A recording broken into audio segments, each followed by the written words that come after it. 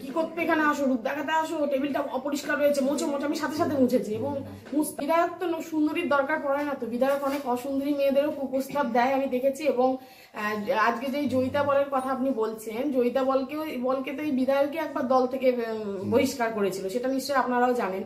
কিন্তু সেটার তো প্রমাণ দিতে হবে যে আমি কি চুরি করেছি না করেছি, সেগুলো তো প্রমাণ দিতে হবে। এভাবে তো কেউ কখনো বলতে পারে না যে আমি চুরি করেছি বা কিছু, সেটা তো একটা কিছু বলতেই হবে।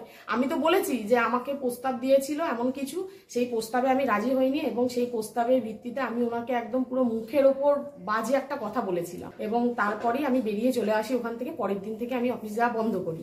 কিন্তু আমার উনি পৌরসভার একটা স্কুলে চাকরি করেন, তাহলে উনি কোন দিকটা সামলান আমার জানা নেই। উনি একবার বলছেন মিউনিসিপ্যালিটি, এদিকে স্কুলের খাতায় ওনার নাম, এদিকে উনি বলছেন আমাকে বিধায়ক বাড়িতে কাজ করাতেন, সবাইকে বলে বেড়াতেন আমি বিধায়কের পিএ বলে। উনি অনেক সুযোগ সুবিধা আদায় করেছেন। উনি একটা কোনো ইন্স্যুরেন্স কোম্পানির সঙ্গে যুক্ত ছিল, সেই ইন্স্যুরেন্স পলিসি উনি বিধায়কের নাম ভাঙিয়ে করতেন যে আমি বিধায়কের পিএ, বিধায়ক আমাকে পাঠিয়েছেন। উনি অ্যাকচুয়ালি কি করছিলেন, দাদার প্রচুর টাকা উনি চুরি করেছেন।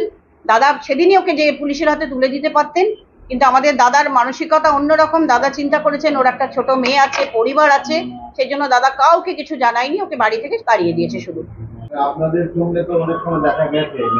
হ্যাঁ, উনি ডকুমেন্ট সামনে আনুন, আমরা তো চাইছি সব প্রকাশ্যে আসুক, আমরাও চাইছি প্রকাশ্যে আসুক। দাদা নিশ্চয়ই দলকে জানিয়েছেন বা জানাবেন, যেটাই হোক। কারো বিরুদ্ধে মিথ্যা অ্যালিগেশন আনলে দলকে তো জানানো অবশ্যই উচিত। যিনি এই অভিযোগ বিধায়কের বিরুদ্ধে করছেন, তিনি গিয়ে সব বলতে পারবেন, তার কাছে গেলে বলতে পারবেন সে কি কি করেছে। তার তো ভিডিও রেকর্ডিং আছে, সেগুলো দেবে। এখন যা মহিলাদের নিয়ে চলছে, হ্যাঁ, তাতে এই ধরনের ঘটনার সামনে আসছে, এটাই তো লজ্জাজনক।